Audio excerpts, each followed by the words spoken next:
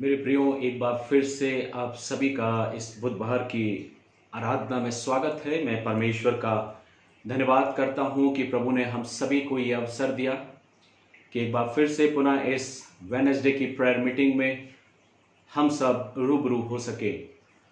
आइए, इससे पहले कि हम वचन में जाएं और आज की शाम परमेश्वर के वचन से मनन करें, अपने आप को प्रभु के सम्मुख हम लाएं और उसको धन्यवाद दें कि प्रभु ने हम सभी को संभाला है, हम सभी को अपनी सुरक्षा में बना के रखा और ये अवसर दिया कि हम पुनः अपने इस लिली ग्रोव चर्च पेज के माध्यम से आपस में परमेश्वर के वचन का मनन और चिंतन कर सकें। आइए हम अपने सिरों को झुकाएं, परमेश्वर से प्रार्थना करें। सर्वशक्तिमान पिता परमेश्वर, एक बार फिर से बड़ी नम्रता और दीनता के साथ प्रभु हम आपके पास आते हैं। हम धन्यवाद देते हैं आज के इस सुंदर समय के लिए और इस दिन के लिए प्रभु जो आपने हमको दिया है।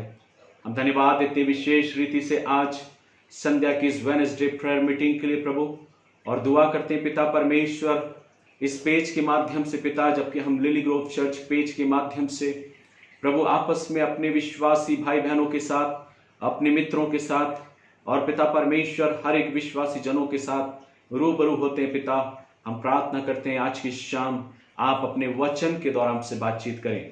हमारे संग जितने भी सदस्य जुड़ते हैं प्रभु, उन सबों पर आपका आशीष भरा हाथ चाहते हैं। हम प्रार्थना करते हैं प्यारे पिता कि आपकी आशीष, आपका अनुग्रह हमारे साथ होने पाए। अपनी संपूर्ण आराधना को प्रभु आपके सामर्थ्य बलवंत हाथों में सौंपते हुए ये प्रार्थना हमारे उद्धार का त्राण करता प्रभु यीशु ख्रीस्ट के पवित्र सुंदर मीठे नाम को मांगते हैं, सुनिए, ग्रहण कीजिए, आमीन। मेरे प्रियो, आप सभी को जय मसीह के। परमेश्वर का मैं धन्यवाद करता हूं और विश्वास करता हूं कि आप सब सकुशल से होंगे अपने अपने परिवारों में, अपने अपने घरों में। और हम निरंतर आप सभी के लिए प्रार्थना कर रहे हैं कि प्रभु आप सभी पर अपनी करुणा और अपने अनुग्रह भरा हाथ बना के रखे कि हम सब जिंदगी के हर एक सफर में प्रभु का धन्यवाद करने पाए। मेरे प्रियो, आज जबकि हम परमेश्वर के वचन से कुछ बातों को सीखना चाहते हैं, कुछ बातों को देखना चाहते हैं, मनन करना चाहते हैं, तो आज की जो शाम मैंने जो टॉपिक लिया है वो है जीवन में सरल बनना। और जब सरलतम की बात आती है, सरलता की बात आती है, तो कई बार ये सरल जीवन अपने जिंदगी में जीना बहुत कठिन होता है। हर इंसान अपने जीवन में अगर इस ओर अपने कदम को बढ़ाए तो उसका जीवन उसके स्वयं के जीवन के लिए और दूसरों के लिए एक आशीष का कारण बन सकता है।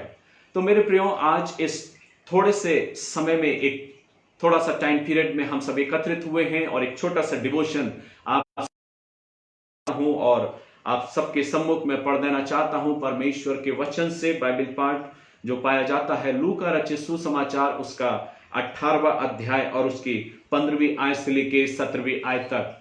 लूका रचित सुसमाचार उसका 18वां अध्याय और उसकी 15वीं आयत से लेके 17वीं आयत में परमेश्वर का वचन इस प्रकार से कहता है, फिर लोग अपने बच्चों को भी उसके पास लाने लगे कि वह उन पर हाथ रखे, परंतु चेलों ने देखकर उन्हें डांटा। यीशु ने बच्चों को पास बुलाकर कहा, बालकों को मेरे पास आने दो और उन्हें मना ना करो, क्योंकि परमेश्वर का राज्य ऐसो ही का है। मैं तुमसे सच कहता हूं कि जो कोई परमेश्वर के राज्य को बालक के समान ग्रहण ना करेगा, वह उनमें कभी प्रवेश करने ना पाएगा। मेरे प्रियो, आज की शाम हम सब जबकि इस लिली ग्रोव चर्च पेज के माध्यम से जुड़े हैं, मैं आप सभी का स्वागत करता हूं और विश्वास करता हूं कि आज की शाम हमारी छोटी सी मुलाकात एक आशीष में मुलाकात होगी परमेश्वर के वचन के द्वारा। जब बात आती है सरलतम जीवन की, मेरे प्रियो, शब्द बहुत छोटा है, 3 शब्दों से मिलकर ये शब्द बना है, सरल बने या सरल बनो। कई बार बहुत सारे जगह पर, बहुत सारे स्थानों पर हम ये कोटेशन को लगा हुआ देखते हैं कि जीवन में सरल बनना सीखें, अपने आप को एक सरलतम जीवन को जिए। तो हम अपने में या एक विश्वासी जीवन में एक सरलतम जीवन कैसे जिए। मेरे प्रियो, जब हम बात करते हैं इस सरलता भरे जीवन की, तो बाइबल भी हमको एक सरलतम जीवन को जीने की प्रेरणा प्रदान करती है।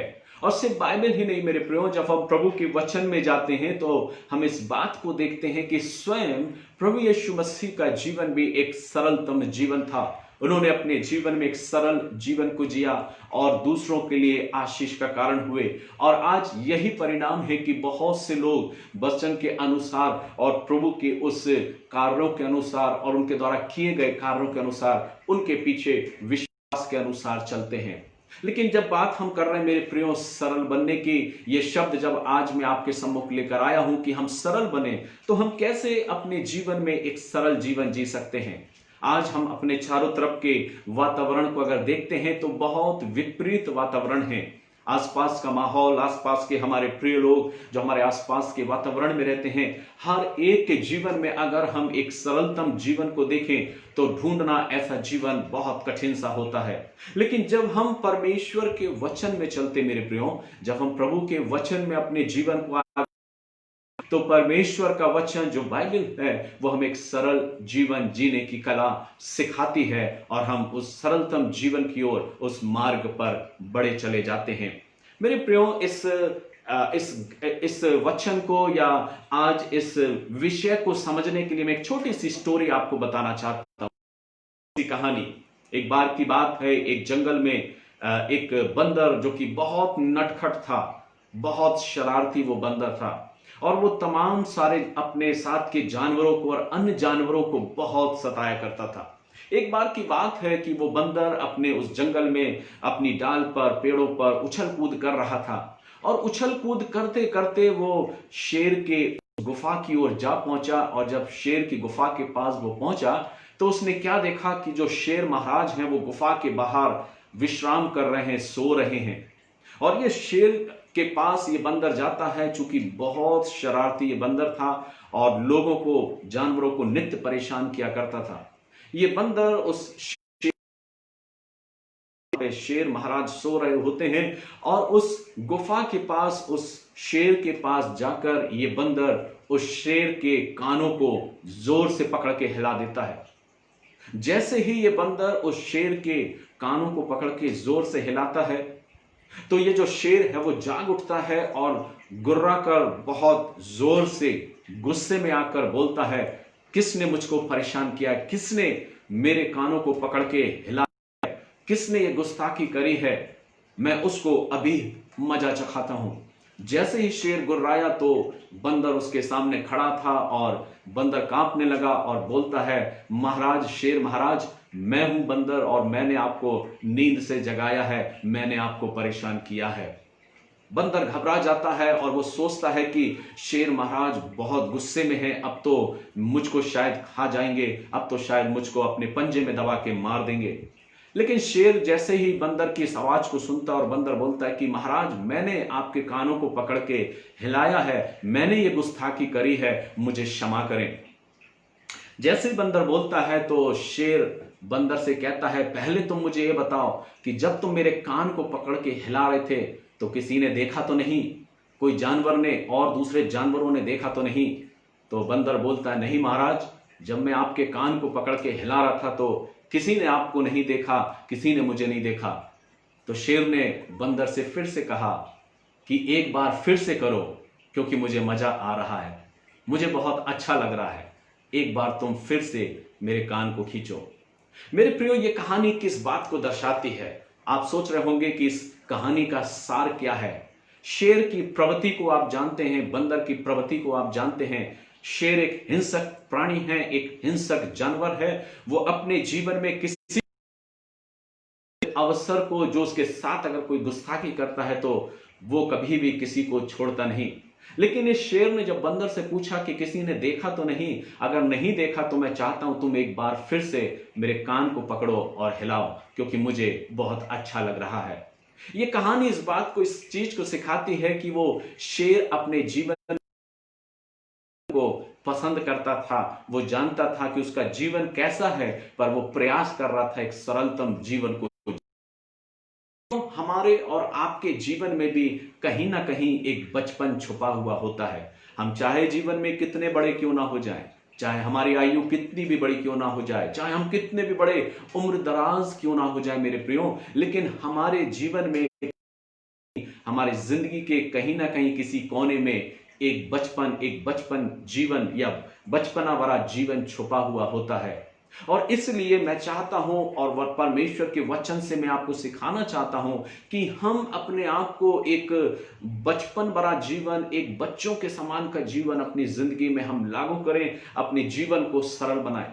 जब हम बाइबल में जाते हैं मेरे प्रियो, तो बाइबल बच्चों को सामने रखती है। प्रभु यीशु मसीह कई बार वर्णन किया है, जब शिष्यों के साथ वो जा रहे थे तो मार्ग में उनके शिष्य आपस में झगड़ने लगे कि कौन बड़ा होगा, कौन सबसे बड़ा प्रेरित है, और वे आपस में झगड़ने लगे। और जब यीशु मसीह एक जगह रुके तो उन्होंने सबसे पहले अपने शिष्यों से पूछा, तुम आपस में क्यों झगड़ रहे थे, क्यों वाद विवाद कर रहे थे? और उनके उस जवाब को देने के लिए कि कौन सबसे बड़ा है, उन्होंने अपने बीच में एक बच्चे को लिया और अपनी गोद में उठाया, और गोद में उठा के अब उस बच्चे को लेकर उन्होंने कहा कि तुम में से जो कोई बड़ा बनना चाहता है वो इस बच्चे के समान बने। क्यों मेरे प्रियो बाइबल उस बच्चे को उठाने का या बच्चे को उपमा का वर्णन वचन करता, और क्यों स्वयं प्रभु यीशु मसीह उस बच्चे को उठा के बोलते हैं कि जो कोई अपने आप को बड़ा बनाना चाहता, जो कोई बड़ा होना चाहता है, वो सबसे पहले अपने आप को इस बालक के समान, इस बच्चे के समान बनाए। और इसलिए उसने उस बच्चे को गोद में लिया और उसे लोगों के सामने प्रकट किया। क्यों प्रभु यीशु मसीह ने उस बच्चे को अपने गोद में उठा के उसकी उपमा दी है कि जो कोई बड़ा होना चाहता है वो अपने आप को इस बच्चे के समान छोटा करे? क्योंकि बच्चों के अंदर एक क्वालिटी होती है मेरे प्रियो, एक बच्चे के अंदर एक योग्यता होती है। जो छोटे बच्चे होते हैं उनके अंदर एक योग्यता होती है, और वो योग्यता यह है कि वो अपने आप को कभी भी दूसरों से बड़ा प्रकट नहीं करते, कभी भी अपने आप को या अपने जीवन को दूसरों के सामने बड़ा बनाने की कोशिश नहीं करते। वो अपने बचपन वाले जीवन को, अपने जो बचपना है उसको, उसमें ही वो आनंदित रहते हैं और खुश रहते हैं। प्रियो वो ये है कि अपने आप को ये प्रकट नहीं करते कि वो बहुत बड़े हैं। और इसलिए यीशु मसीह ने अपने उस उदाहरण में उस बच्चे को गोद में लिया और कहा, तुम में से जो कोई बड़ा बनना चाहता है वो सबसे पहले इस बालक के समान बने। जो इस बालक के समान होगा वो स्वर्ग के राज में बड़ा किया जाएगा। बात बहुत छोटी सी है मेरे प्रियो, लेकिन जब हम अपने जीवन को देखते हैं तो कई बार ये बचपना हमारे जीवन से खत्म हो जाता है। ये बचपन भरा जीवन जो हमारी जिंदगी में प्रभु चाहता है कि एक बच्चे का जीवन जो एक सरल और सहज जीवन होता है, उस जीवन को लेके हम चलें, उस जीवन को लेके हम आगे बढ़ें और अपने आप को प्रभु के सामने प्रस्तुत करें। दूसरा उदाहरण एक और हमको मिलता है जो लूका 18 और उसके 15वें अध्याय में 15वें पद में हमको मिलता है, जहां पर बाइबल इस चीज को बताती है कि प्रभु यीशु मसीह एक स्थान पर बैठे और बहुत से माता पिता अपने बच्चों को लाने लगे कि वे उन पर अपने हाथों को रखे और आशीर्वाद दे। जब उनके माता पिता बच्चों को प्रभु की गोद में देने लगे तो शिष्य जो थे वो रिसियाने लगे, क्रोधित होने लगे और वो बोलने लगे कि गुरु को तंग मत करो, और उन बच्चों को वो दूर करने लगे। लेकिन उस स्थान पर भी प्रभु ने बड़े क्रोधित शब्द में होकर कहा, उन्हें डांटा, अपने शिष्य को डांटा और कहा बालकों को मेरे पास आने दो। वहां पर भी उपमा बालकों की दी गई है मेरे प्रियो, और वहां पर वचन बच्चों के विषय में लिखा है और बालकों के विषय में वर्णन करता है कि प्रभु यीशु मसीह कहता है कि बालकों को मेरे पास आने दो। उन्होंने उन शिष्यों को डांटा, उन शिष्यों की डांट लगाई और उनसे कहा तुम इनको मत रोको। और वहां पर वचन कहता है कि उसने अपने शिष्यों से कहा कि बालकों को मेरे पास आने दो, उन्हें मना ना करो, क्योंकि स्वर्ग का राज ऐसो ही का है। क्यों प्रभु यीशु मसीह सेकंड टाइम फिर से बच्चों को सामने प्रेरित करते हैं, उपमा देते हैं अपने शिष्यों के सामने, और वो बोलते हैं बालकों को मना मत करो, क्योंकि स्वर्ग का राज ऐसो ही का है। ऐसो ही का मतलब जिनका जीवन, जिनका स्वभाव इन बच्चों के समान है, स्वर्ग का राज ऐसो ही का है। मेरे प्रियो, हम और आप अपने जीवन में किस प्रकार से सरल बन सकते हैं जब हमारा स्वभाव बच्चों के समान हो जाएगा, जिनके जीवन में ना तो किसी से लड़ने, नीचा दिखाने की इच्छा होती है, ना अपने आप को बड़ा दिखाने का इच्छा होती है। जब हम इस प्रकार के सरल जीवन को अपनी जिंदगी में उतार लेते हैं मेरे प्रियो, तो हम अवश्य ही आशीषित होते हैं और दूसरों के लिए भी आशीष का कारण बनते हैं। हम अपनी वैल्यू खुद निर्धारित करते हैं, हम अपना वजूद, हम अपना निर्मित करते हैं। मेरे प्रियो, आपने देखा होगा कि धातुओं में सबसे ज्यादा अगर जो महंगी धातु है वो गोल्ड है, सोना है। और सोने के विषय में कहा गया है वो इतना महंगा क्यों होता है। की चमक, उसकी क्वालिटी, और जो धातु है, जो सोना है, वो बहुत महंगा होता है और उस सोने को हर कोई पसंद करता है। महंगी होने के बावजूद भी हर व्यक्ति पसंद करता है।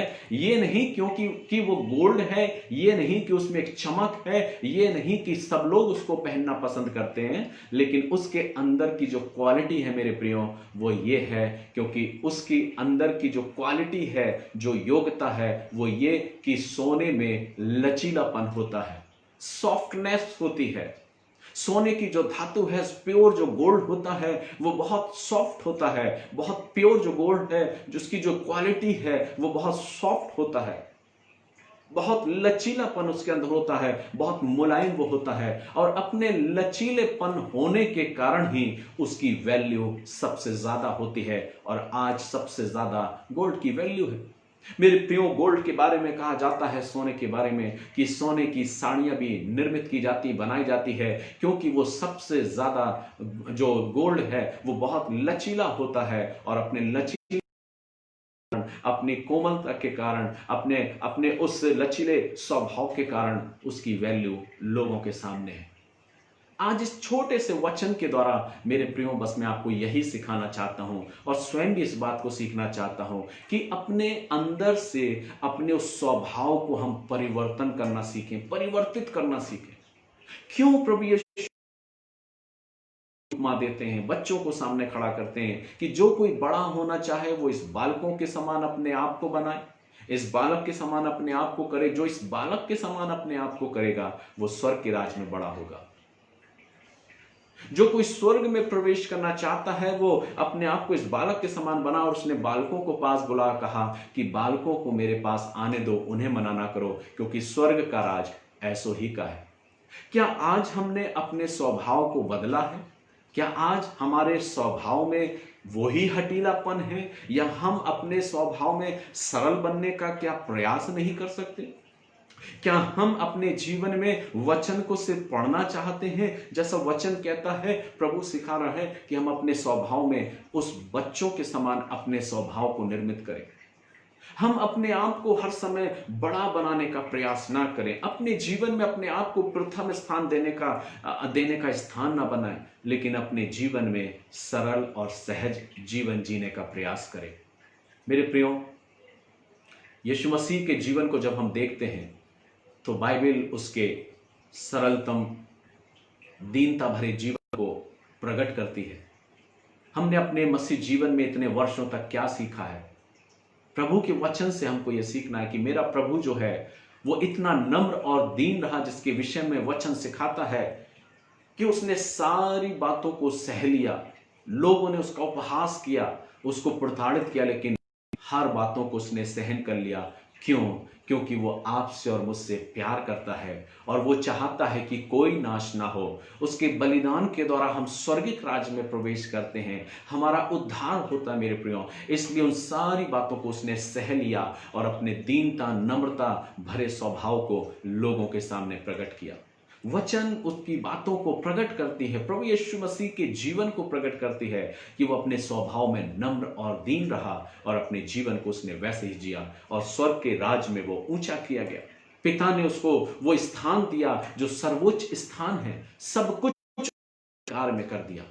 आज आप क्या चाहते हैं कि आप अपने जीवन में, अपने अपने व्यवसाय के क्षेत्र में, अपने प्रोफेशनल क्षेत्र में, अपनी जॉब में, आप सबके सामने एक अच्छा जीवन चाहते हैं कि लोग आपको पसंद करें? तो सिर्फ एक बात हमें सीखने की जरूरत है कि हम अपने जीवन को एक सरल जीवन बना लें, एक ऐसा जीवन बना लें कि हमारे जीवन में कोमलता और नम्रता नजर आए और हम लोगों के लिए आशीष का कारण बने। एक कहानी और मैं आपको बताना चाहता हूं, उसके बाद हम अपने वचन को, परमेश्वर के वचन को, इस डिवोशन को यहीं विराम देंगे। एक बार की बात है, एक जंगल में एक शेर और चूहा आपस में बहुत खेल कूद किया करते थे और जो चूहा था वो बहुत थोड़ा शरारती था। आप में से बहुत से लोग इस कहानी को जानते होंगे, लेकिन फिर से मैं इस कहानी को रिकॉल करना चाहता हूं आप सभी उस जंगल में एक बार ये चूहा जो रहता है वो जाता है और उस सोते हुए शेर को परेशान करता है। जब ये चूहा शेर के पास जाता है और उसकी पीठ के सामने हाथ जोड़ता है, लेकिन शेर अपने घमंड में चूर था कि मैं सबसे ताकतवर हूं, मुझे किसी की सहायता की जरूरत नहीं, मुझे किसी की आवश्यकता नहीं, और वो चूहे को जाने देता है, चूहे को वो छोड़ देता है। लेकिन एक बार की बात है, एक बार एक शिकारी उस जंगल में आए और उन्होंने अपने जाल को बिछाया, और जाल को बिछाने के बाद वो ताक में रहे कि कोई ना कोई जानवर इसमें फंसेगा और हम उसको लेके जाएंगे। अचानक से वो शेर उस जाल में फंस जाता है और बहुत प्रयास करने के बाद भी वो उस जाल से छूट नहीं पाता। और जब तक शिकारी लोग अपनी वैन को लेने जाते हैं, ये चूहा वहां से निकलता है। जैसे ही निकलता है तो वो क्या देखता है कि शेर महाराज जो है वो जाल में फंसे हुए हैं। वो चूहा उस शेर के पास जाता है और बोलता है, महाराज आप आज इस दशा में कैसे हैं? शेर बोलता है, पहले मुझे इस जाल से बाहर करो, मैं बहुत प्रयास कर रहा हूं लेकिन इस जाल को मैं तोड़ नहीं पा रहा हूं, तुम मुझे इस जाल से बाहर करो। और तब वो चूहा अपने नुकीले चमचमकदार दांतों के द्वारा, पेने दांतों के द्वारा, तेज जो उसके दांत थे, उन दांतों से उसने उस सारे जाल को कुतर डाला, सारे जाल को उसने काट दिया और शेर को आजाद कर दिया। जब शेर आजाद हो गया, वो चूहे के पास गया और उसने कहा, मुझे तुम्हारी बात याद आ रही है कि तुमने मुझसे कहा था कि मैं कभी आपके काम आ सकता हूं। मेरे प्रियो, ये कहानी भी हमें इसी बात को दर्शाती है कि कभी भी हम अपने जीवन में अपने उस सरलतम स्वभाव को ना छोड़ें। हम अपने घमंड में चूर ना रहें कि मैं ही सबसे ज्यादा ताकतवर हूं, मैं ही सबसे ज्यादा प्रबल हूं, मैं ही सबसे ज्यादा बड़ा हूं, मेरा ही सबसे ज्यादा वजूद है। हम इस घमंड में कभी ना रहें। जैसे वो शेर अपने आप को सोचता था कि उसे कभी चूहे की जरूरत नहीं पड़ेगी, लेकिन वो वक्त आ गया था जब एक चूहे ने ही उसके जाल को कुतरा और उसको आजाद किया। अगर वो चूहा, शायद शेर को वो शिकारी ले जाते और फिर शेर कुछ नहीं कर पाता। लेकिन वो चूहा उसके पास आया और उसने अपने सरलतम स्वभाव को प्रकट किया और शेर को आजाद कराया। शेर उसके सामने बोलता है कि मुझे तुम्हारी बात याद है, और फिर वो दोनों आपस में मित्र बन जाते हैं। मेरे प्रियो, ये छोटी छोटी कहानियां कई बार मुझको और आपको बहुत सारी शिक्षाओं को देती है। ये छोटा सा शब्द जो आज मैंने आप सबों के लिए रखा है, सरल बने, क्या हम प्रयास कर रहे हैं कि हम एक सरल जीवन को जिए? हमारा स्वभाव एक सरल स्वभाव हो, जीवन एक दयालुता, विनम्रता भरा जीवन हो, या हम सब कुछ वचन पढ़ने के बावजूद भी, आराधनाओं में जाने के बावजूद भी, वर्शिप करने के बावजूद भी, कलीसिया में खड़े होकर प्रचार करने के बावजूद भी, अगर हमारे जीवन में ही वो सरलतम जीवन नहीं आया या वो विनम्रता या दयालुता जीवन नहीं आया, तो हमारे जीवन का कोई सार नहीं। ये बात मैं नहीं कह रहा, ये बात परमेश्वर का वचन कह रहा है। क्योंकि 2 टाइम प्रभु यीशु मसीह ने फर्स्ट टाइम अपनी गोद में एक बच्चे को उठाया और कहा, तुम में से जो बड़ा बनना चाहता है वो अपने आप को इस बालक के समान बनाए, अपने आप को इस बालक के समान तैयार करे, वो ही स्वर्ग के राज्य में बड़ा होगा। और सेकंड टाइम उसने फिर बच्चों को अपने पास बुलाया और शिष्यों को डांट दिया और कहा, उनको डांट के कि बालकों को मेरे पास आने दो, इन्हें मना ना करो, क्योंकि स्वर्ग का राज ऐसो ही का है। किसका है मेरे प्रियो? उन बच्चों के समान जब हम बनेंगे, हमारे स्वभाव में जब बचपन भरा जीवन जब हम लाएंगे, एक नम्रता और दीनता भरा जीवन लाएंगे, जिसमें किसी के प्रति कोई बैर भाव, कटुता नहीं होती, कोई ईर्ष्या नहीं होती, अपने आप को बड़ा बनाने की इच्छा नहीं होती, जब हम ऐसे जीवन को जीते मेरे प्रियो, तब प्रभु हमें आशीषित करता है, हमको अनुग्रहित करता है। हम स्वयं अपने जीवन में एक आनंद का अनुभव करते हैं कि कैसी भी विपरीत परिस्थितियां क्यों ना आ जाए, हम अपने उस सरलतम, दीनता और विनम्रता भरे जीवन को ना छोड़ें और विनम्र स्वभाव के साथ अपने जीवन में आगे बढ़े, खुद भी आशीषित हों, दूसरों के लिए भी आशीष का कारण बने और अपने जीवन के द्वारा बहुत से लोगों को प्रभु के पास ले आए। क्योंकि पौलुस कहता है, तुम प्रभु की चलती फिरती पत्रियां हो। क्या आज हम ये दृढ़ निश्चय करते हैं कि हाँ प्रभु, मैं भी अपने जीवन में उस बाल को भरा जीवन, उस बचपन भरा जीवन को मैं अपने जिंदगी में उतारना चाहता हूं और मैं आपकी आशीष को पाना चाहता हूं। मैं अपने स्वभाव में एक सरल और नर्म और विनम्र जीवन अपने अंदर उतारना चाहता हूं। विपरीत परिस्थितियों में मैं अपने आप को, अपने जीवन, एक सरल जीवन में, एक विनम्रता भरे जीवन में आगे बढ़ना चाहता हूं, ताकि प्रभु मैं आपके सम्मुख खड़ा रहने वाला हो सकूं, लोगों के लिए आशीष का कारण बन सकूं और लोगों को आपके पास ला सकूं। क्या आप तैयार हैं इस सरल जीवन जीने के लिए?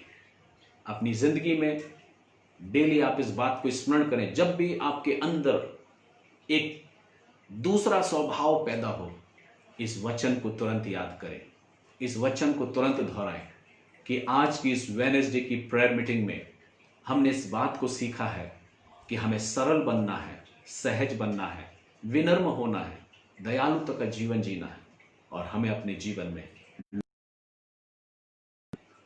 पिता परमेश्वर आप सभी को आशीष दे और आपके और मेरे जीवन में ऐसा मन उत्पन्न करे कि हमारा स्वभाव भी बालकों के समान, बच्चों के समान हो सके।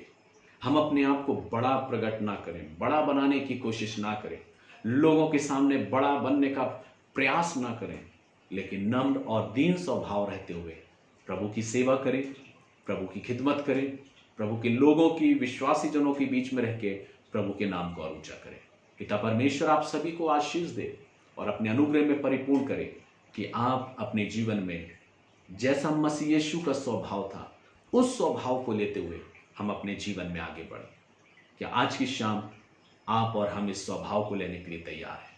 आइए हम प्रयास करें, हम अपने जीवन में इस स्वभाव को लागू करने का प्रयास करें और प्रभु मुझे एक सरल जीवन जीने की कला सिखा कि मैं लोगों के लिए आशीष का कारण बन सकूं। God bless you. प्रभु आप सभी को आशीष दे। आइए हम प्रार्थना करें, अपने सिरों को झुकाएं, परमेश्वर को धन्यवाद दें। सर्वशक्तिमान पिता परमेश्वर, हम आपके पास आते हैं, धन्यवाद देते हैं सारे आशीषों के लिए पिता। धन्यवाद देते हैं जो डिवोशन आज की शाम इस वेडनेसडे की प्रेयर मीटिंग में प्रभु हमने किया है।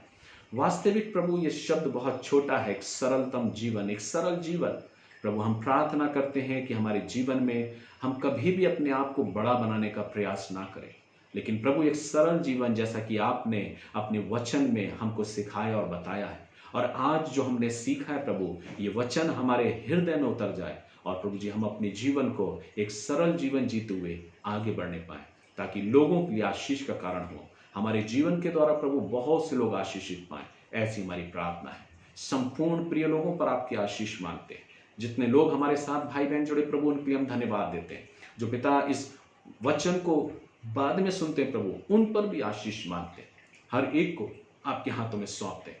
दुआ करते हैं संपूर्ण लिली ग्रोव चर्च के लिए पिता, और तमाम सारी कलीसियाओं के लिए, हर एक पासवान और सेवकों के लिए प्रभु, हर एक के लिए हम दुआ मांगते हैं। प्रत्येक पर अपना आशीष कांत रखें। आज की शाम इस वचन को और अपने आप को प्रभु आपके सुरक्षा सामर्थ्य भरे हाथों में देते हुए प्रार्थना प्रभु यीशु ख्रीस्त के नाम से मांगते हैं। सुनिए, ग्रहण कीजिए। आमीन। हे हमारे पिता, आप जो स्वर्ग में हैं, आपका नाम पवित्र माना जाए, आपका राज आवे, आपकी इच्छा स्वर्ग में पूरी होती है वैसे इस पृथ्वी पर भी पूरी हो। हमारी दिन भर रोटी आज आप हमको दें, और जिस तरह हमने अपने अपराधों को क्षमा किया, जैसे आप भी हमारे अपराधों को क्षमा करें। हमें परीक्षा में न डालें, परंतु बुराई से बचाएं, क्योंकि राज, पराक्रम और महिमा सदा आपकी है। आमीन। अब हमारे प्रभु यीशु मसीह का अनुग्रह, परमेश्वर पिता का प्रेम, पवित्र आत्मा की संगति, सहभागिता और उसकी आशीषें आप सभी के साथ, आपके पूरे परिवार और आपके घरानों के साथ आपसे लेके युगानुग तक होती रहे। आमीन। सो गॉड ब्लेस यू मेरे प्रियो। प्रभु आप सभी को आशीष दे। अपने जीवन में ऐसा जीवन जीने का प्रयास करें, एक सरल सहज जीवन जिए जैसा प्रभु ने हमसे कहा है और उसने जैसी उपमा हमको दी है। प्रयास करें, कोई भी काम कठिन नहीं है। जब हम प्रभु के साथ चलते हैं, प्रभु हमें सिखाता है। जहां भी आप हैं, खुश रहें, आनंदित रहें, प्रभु के अनुग्रह में आगे बढ़ते जाएं। प्रभु इन वचनों के द्वारा आप सभी को आशीष दे। God bless you. जय मसीह की। रविवार की आराधना में हम फिर से पुनः मुलाकात करेंगे। तब तक आप हम सभी के लिए प्रार्थना करें। हम भी आपके लिए प्रार्थना कर रहे हैं। जय मसीह।